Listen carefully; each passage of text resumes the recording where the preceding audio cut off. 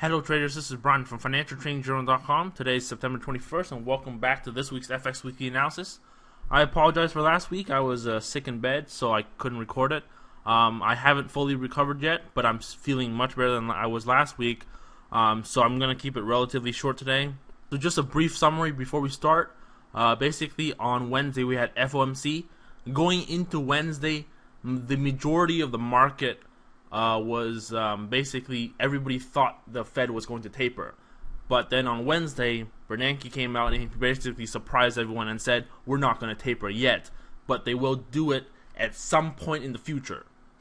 That's all they said. They left it vague. They didn't say when. They just said, if the economy is improving, we'll implement it. But no tentative or set date is set in place. It's just open-ended. So if the data is improving in the next several months or over the next year, then sometime after that, the Fed will probably start to taper. So that's all I have to say before we start. So let's get started. So first up, we have the dollar CAD. Dollar CAD, as usual, monthly chart, don't really have much to say. Depending on how this month closes, it could become an engulfing candle. At one point in time, we did have an engulfing candle after FOMC, for example. This monthly candle did engulf the previous green candle, as you can see the lower wick here. If it had closed down there, that would be an engulfing candle, which would be bearish. But currently, we're not there yet. We have about a week, about 5-6 days left of this month before this candle closes. So we'll see what happens moving forwards. On the weekly chart, however, it's really bullish because we have this huge pin bar here. FOMC came out, obviously, on Wednesday, as I mentioned, and that caused a knee-jerk reaction across the board. As I mentioned, everybody was expecting taper. So as soon as they announced no taper, right away, across the board, all of the US dollar pairs went against the dollar, and basically this one went all the way down to, I think the low was around right below 1.02, and then on Thursday, Friday, it recovered. So this pair recovered, the pound dollar also recovered, and the Aussie dollar recovered. The only one that did not recover was the euro dollar.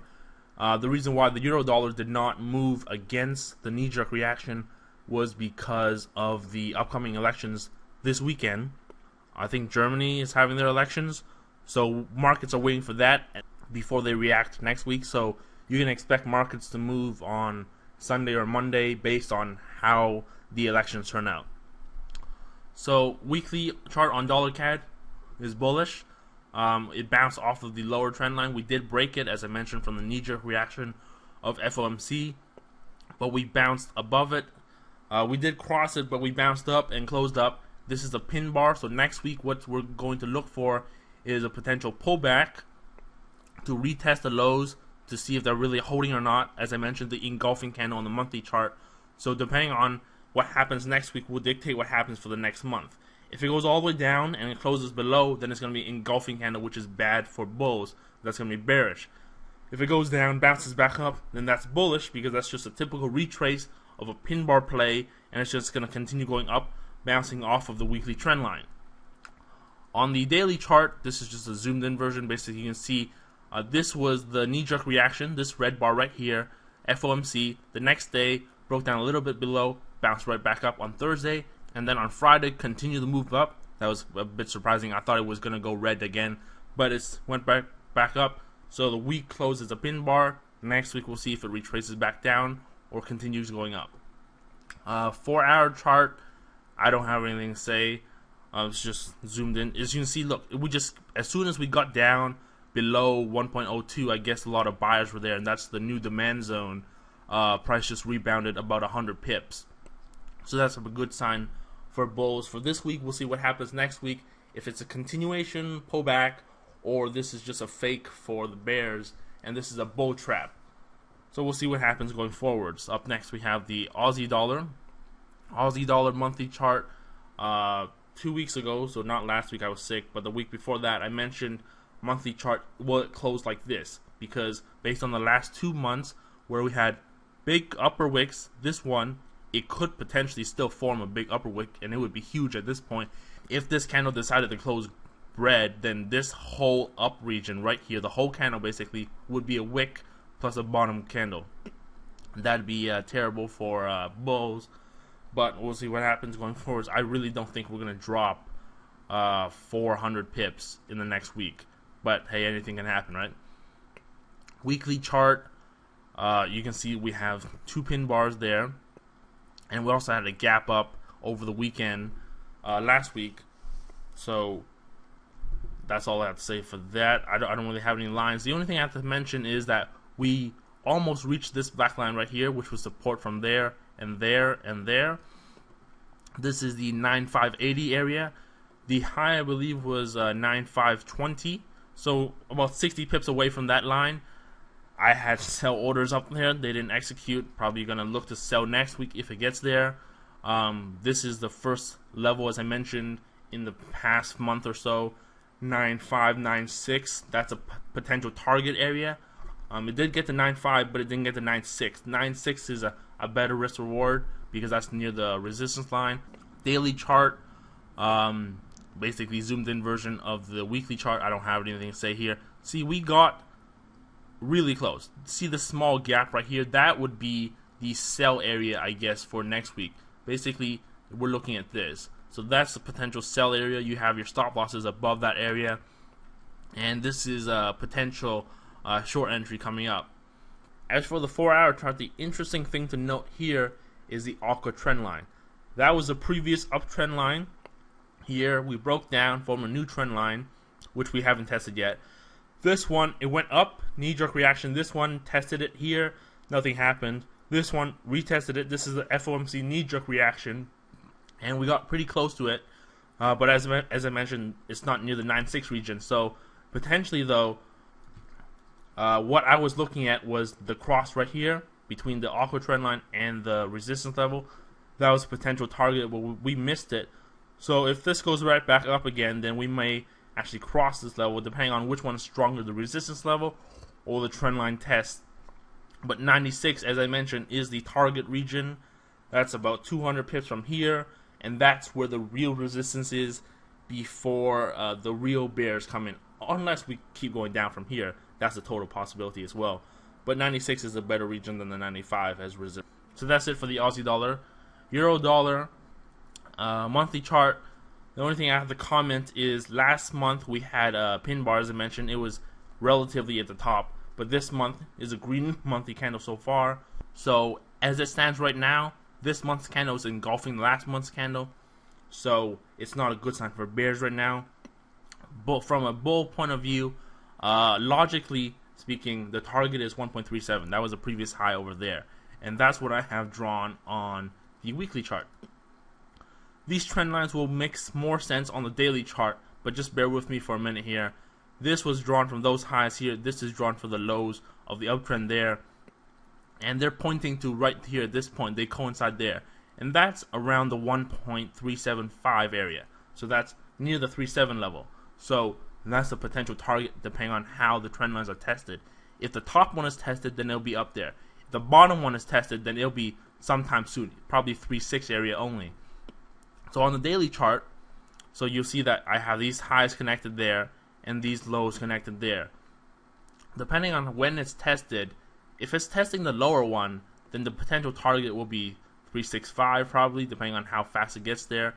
If it takes longer than 375, is total possibility. But 37 is the general target area because that's also above the 161.8 fib level, which is at 1.367 level. So that's about an 80 pip buffer zone between that and the top. So if I were to draw a rectangle, somewhere in this region right there is a possible target. So all of that is fair game. So depending on how the election turns out, might be a good or bad reaction. We'll see what happens in the next coming week. If we do go up, then that's the region. Otherwise, this is the 127 level as well. So we could potentially turn here as well. And we'll be targeting somewhere down in the 3.3 region, which is about 200 pips below, because that's basically where we started before the FOMC reactions, because this low is at 334. As I mentioned previously in previous forecasts over the summer, the 1.3341 level is a level that has been in question over the past 2 years for me now. That level just keeps coming up over and over and over again. So anyways, that's it for the daily chart. 4-hour chart, don't really have much to say, except for, as I mentioned at the beginning, Euro is the only one that did not pull back after the FOMC. You saw it on the dollar CAD, you saw it on the Aussie dollar, but this one did not have it. See this big green bar right here? That was FOMC knee-jerk reaction, but nothing happened because the election is holding it up here for now. Until the results come out from the elections, that will dictate what direction we take on Sunday night, depending on if you're trading on Asia, or on Monday morning for London. So we'll see what happens after the weekend. So that's all I have to say for the euro dollar. Lastly, we have the pound dollar. So there are a few interesting things to say about the pound dollar. Firstly, you'll notice I redrew the magenta channel.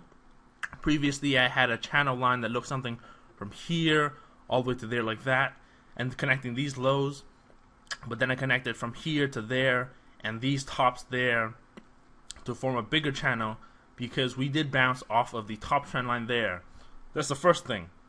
Second thing to note is the monthly trend line, which has been on my chart since the very beginning.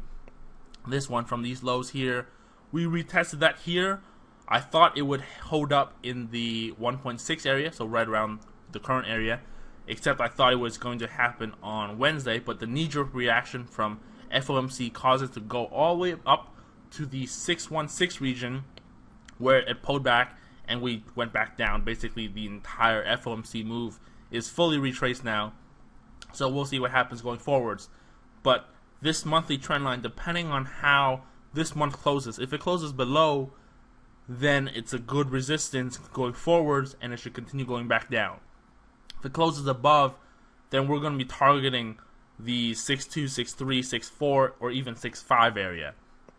And some people are even targeting the 1.7 area. But I really don't think it's going to go that far. That's 1,000 pips from here. I'm giving it maybe a 300 to 400 pip buffer zone at the top, but that's about it. So in the weekly chart, I have a triangle drawn. This is basically coinciding with supply.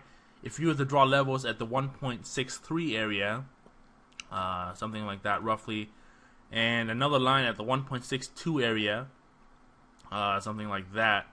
Basically, this is supply up here, and if you were to draw a rectangle as well, basically it'd be like this. That's the entire supply area. But I just drew the triangle for simplicity, just to show where potential levels are for entries for shorts, because we have two descending trend lines, so a triangle is more suitable than a rectangle. But basically, that's the sell region. That's the level to be tested. So this is the weekly time frame. That's the general area to be looking at. On the daily chart, I have a theory, if you'll indulge me. So if you look at the first yellow region here, there are two characteristics that stands out. The first one is you'll notice there's single red bars until the top where you have multiple red bars, and then it starts to fall. But this top here was retesting after this top here. So that's one thing. Second thing is this top here stopped at 1.568. And then it went up, retested, and it tested 1.57 and 1.575. Now if you look at the current uptrend, we have single red bars as well, except for here. After the FOMC we had multiple red bars, but that's not a really reversal pattern yet, because reversal would have to be engulfing candle or pin bars. We don't have that yet. But what we do have is a second characteristic. We stopped at 1.616, which is below a round number. So the next round number above that is 1.62, and the one above that is 1.63. And that's why this triangle comes into play in the next coming weeks. Possibly, if we keep going up, that's a potential area to target for shorts before we go down. We also have another thing. We have this aqua trend line, which is being tested right now. So as you can see on the 4-hour chart, this aqua trend line is being tested right now. We also have this short-term downward trend line, the red one, the 4-hour one. So next week, basically going forwards, we have this symmetrical triangle. If it holds, then we're going to target the 6.2, 6.3 area. If it breaks down, then the next target is down here, this red region, the red trend line, and that's around the, depending on how fast it falls, either 5.7, that's probably not going to happen, probably 5.8, 5.8's potential target. From here, that's about 200 pips away. If it keeps going like this, then it'll go down to somewhere like that, and this is the 5, 7, 8 area. So that's a potential target. So depending on which way it goes, so If the ALCO trend line holds, then it's going to bounce. It's going to go up. Following that, if it breaks, then it's going to follow the red one. It's going to go down to there. So those are the two paths for next week. But basically, across the board, we're in the uncertainty phase because dollar CAD, we're waiting for the month to close if that's a bearish engulfing or it's a bullish reversal. Aussie dollar, we're waiting for the 96 region, 95, 96. Euro dollar, we're waiting to see what the elections hold, and we're waiting to see if we hit 36 or 37 levels. Pound dollar, we have this symmetrical triangle, which just so happens to be in the 1.6 region. So this is a big turning point. It can either continue going up for a short time, for maybe a couple more weeks before turning back down, or we turn back down now and target the lower trend lines. So that concludes this week's FX Weekly Analysis. Hope you guys enjoyed it, and I will see you guys next Saturday for next week's FX Weekly Analysis.